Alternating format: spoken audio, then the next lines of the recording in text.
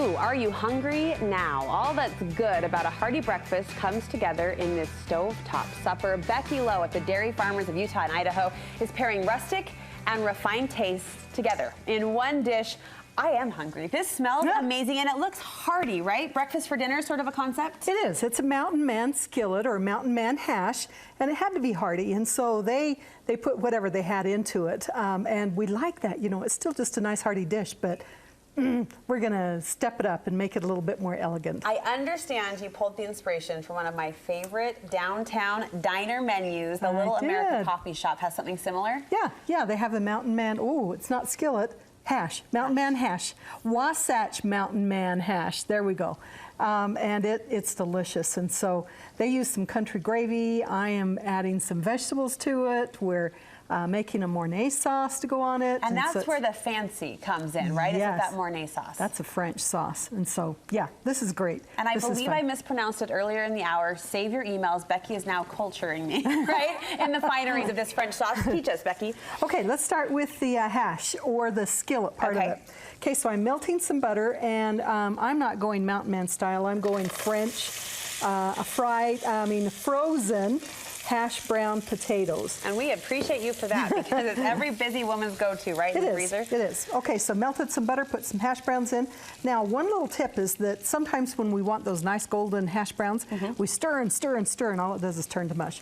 Leave it. Let it sit there for about 7 to 8 minutes until you get some nice brown color on. I do. I pick around the stove. Me too, and it's hard. Oh, at this point, too, you can sprinkle in a little bit of salt and pepper or whatever seasons you like. Okay. If you do the O'Brien, then you also have some peppers and some onions with it, which I don't like the onions. Becky skips that for that reason. Okay, so here they are. They've turned. At this point, we're going to add our corned beef or ham or whatever meats that you want to use. Any meat can really companion this. Right, and it's easy. Like we said, you know, it's very easy.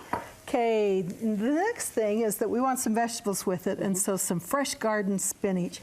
I'm going to just top that right on. At my house, it may be the bagged variety. In my dreams, it's the fresh garden kind. But either way, the greens are going in.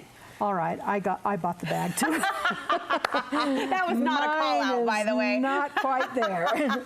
We love kitchen confessions with Becky. That could be a side podcast, couldn't it? Okay, now just a little tip. You know, that looks like it's too much. It is going to wilt down. Yeah, so it's always amazing how much it goes down. Melt it down. Yeah. Okay, and by the way, I cooked the hash browns that first turn on about medium height. I'm turning it down at this point.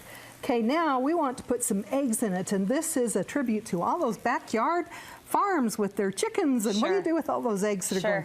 So you can help me with this one. Okay. Now normally I would put my lid on and let it steam for a couple of minutes, and that just starts it to wilting, so it's a little bit easier to work with. Okay. But you know, to speed things up, you just make a little nest in there. Okay, you do the same thing, and then we'll Are you a one-hand cracker, you show off, you? Well, and then we'll just break them right into the spinach. I was telling Becky the other day I left the kitchen for 2 minutes and came back, and my daughter, my 3-year-old, was practicing this egg cracking skill through my entire carton of eggs. I think about half made it into the bowl, so I gave her credit for that. Okay, so a pan or this skillet size, we would use about 5 to 6 eggs. Okay. We also want to add just a little bit of seasoning to this. And poached eggs are nice with hash. They're also nice with spinach, but I hate the mess. I have never been able to poach eggs, and they just look ugly. They are. This is not ugly, however. It's the opposite. In fact, with your previous dish that you were, cooking up earlier in the hour, people were crowding over to see because it almost portioned it with the eggs. The way that you're cooking the eggs on top of the spinach is cool. It's very cool. Yeah, so you just kind of place them around. It's going to wilt down. This will take about another 7 to 8 minutes. Okay, teach us about the sauce. Okay, sauce. Here we go. Mornay sauce. It starts with a bechamel, or that basic white sauce. Okay. You know, that's French. And so what I have is just butter and flour that I put together into a pan, and my stove cooled down just a little bit. Normally it's bubbly at that point, so we'll pretend like it's bubbly. Yes, I see bubbles. I do. And actually, this is, you just stir the two together, and that's what makes the roux. I'm going to stir that in while that gives it just a second. And then what do we add to give it the cheesy flavor? Okay, let's add some milk first.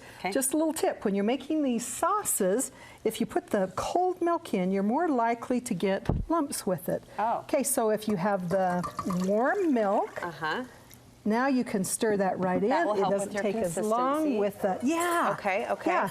and this thickens up much faster. Okay. Okay, cheesy, absolutely. So once that has thickened up, then we'll add some nice sharp cheese of your choice to it. So we'll just pretend that that has thickened up. I see a thick sauce in front of my eyes. Do you like the imagination game we're playing together? Okay, so you know what? We need to season it though as well. So once it is thickened, we're going to add some salt to it, some pepper, grate in a little bit of nutmeg with it. Ooh, yum. Just a little bit, you know, to taste with it. Look how beautifully it plates. There it is. Oh. And then you pour that over the top of that hash. Serve some fruit or some garden fresh tomatoes with it, and you just have a nice summer meal. Now those are garden fresh tomatoes. They are. Becky, it's a beautiful summer meal. Thank you so much. We'll be making this at my house. I'm sure you will at yours as well. If you want the complete recipe, go to our website, studio5.ksl.com.